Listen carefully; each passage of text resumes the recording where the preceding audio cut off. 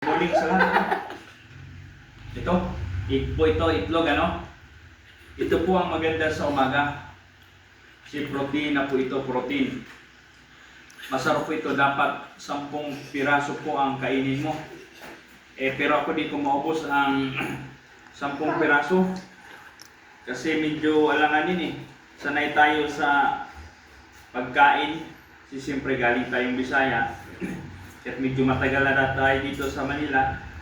2 dekada na. Yung pa rin ang hinahanap-hanap sa katawan. Pero ito nag-adjust lang po ako ng kaunti para masustain po yung protina sa katawan. Kasi pag yan, mataas po ang carbohydrates sa rice. Kaya papata na tayo Yan ang i-adjust po na maganda po ang egg po sa katawan ng tao lalo sa umaga. Yan lamang po katropa Good morning. May kaalaman ka na naman.